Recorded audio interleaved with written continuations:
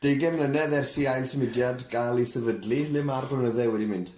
Cwestiwn dda yn daf. Sa'n gwybod, mae'n wedi hedfan, achos dwi'n cofio ffurfio'r band gyda frawd a drymmer ar y pryd, Gareth Lewis, a mynd i weld trwynau coch yn dryfach, dim wedi penderfynu'n iawn ar yr enw. Enw cyntaf band oedd Caws Caled, ond wedi meddwl bod hwnna wedi cheesy. So, nodwn ni'r enw i Ail Symudiad, achos wedi ni'n gweld Don Nowi parni yn The Tones, Sex Pistols, Boomtown Rats, yn Ail Symudiad o rock and roll, o'r 50au, ti'n bod, achos oedd e fel Buddy Holly a'i gryw, wedyn, ti'n bod, ti'n llywari 5 cod, ti'n gallu bod mewn band.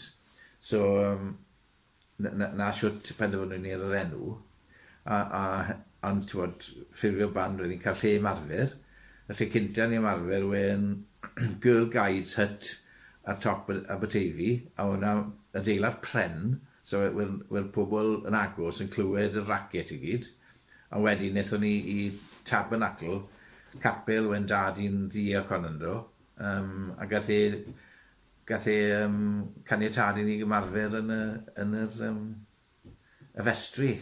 A siwt dechreuon ni wedyn, o ymarfer yn y festri, a wedyn gwneud y gig cynta yn 79 yn Mart Aberteifi, yn ystod diwrnod carnifal y dre. A chi a'ch brawd yn ddau o'r aelodau gwreiddiol. Ydych chi wastad i bod yn deulu cerddorol? Wel, fi a'n frawd yn wario y piano. Gaethon ni dysgu piano, nes i, dim ond i grade 1 nes i. A when i wario piano yn y tafarnau yn y tre, am sôn i mi 18, a cael 5 mint yn noswaith, a hefyd, when dad i'n dod o Pont y Cymer yn y bwys pen y Bont yr Ogwr, wedyn waren brass band, band preste, y pentre, oedd e wario cornet, a nyllodd e yn yr urdd, am sôn oedd e 15. Sa'n cofio pwy steddbod oedd e, ond wedd e eitha geddorol, a'n fam byd we anti'n fam yn sgwennu y mynau. So, ti'n bod, mae ochr ceddorol i wyn a fi, ti'n bod. O'ch chi'n sôn yn gynharach yn gweud bod na lot o fandiau Saesneg wedi dylanwadu arnoch chi ar y cychwyn. Ond pam methoch chi ati i ffurfio band oedd yn canu trwy gyfrwng y Gymraeg? Wel, achos hefyd, wedd ni'n fans o, wedd ni a wyn y lico, ti'n bod, Mike Stevens, ti'n bod, Piws, ti'n bod, fi'n henach rhywun, so wedd ni'n lico'r bandiau na, ti'n bod, a hefyd unigolion, y Dafydd Iwan a Hugh Jones y fydde, Heather Jones, ti'n bod, Geraint Jarman, pan ni yn Baramenin, so wedd ni'n bod yn dilyn, da wedd ni wedi 15 yn ysgol Aberteifi.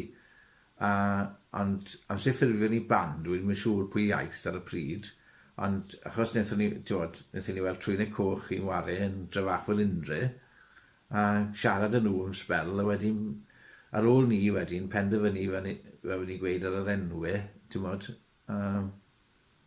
ar yr enw te, a wedyn mynd ati ymarfer.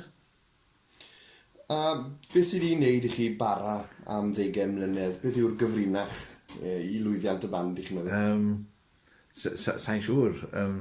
Dwi'n meddwl dyfal byrhad, ti'n bod, yn un ffordd, a hefyd hiwmor, heb hiwmor, sa'n credu byddwn ni wedi gallu cario ymlaen gwmynt, achos i ni gael sport i wneud edrych, ti'n bod, o'n i wario lot yn yr 80au, wedyn dechrau teimlo fel gwaith bod ni, achos ni wario bob yn wythnos, byddwn ni'n Cynarfon, Annos Wener, a felly wario'n Caerdydd yn y Sadwn, ond wedd e jyst yn, ti'n bod, wedyn, wyt ti'n teimlo wedi yn yr 80au, wedd gynulleidfa a'r band fel bod nhw'n un, ti'n bod, wedi ni ddim yn teimlo bod ni'n ser pop o gwbl, wedi ni'n ffrindiau gyda lot o gynulleidfa, a hefyd, ti'n bod, y ffaith bod ni'n cael, fel ni'n gweud, yn cael sport a, ti'n bod, jokes ar y slwyfan, a beth ti'n gili, a ti'n bod, sport yn y fan, wrth gwrs, neu yn y ceir nawr, so ni'n hero fans lot ragor. Ond just, ti'n bod, mae wedi bod bleserus iawn, neu bod ni'n mynd neud e blawn ni.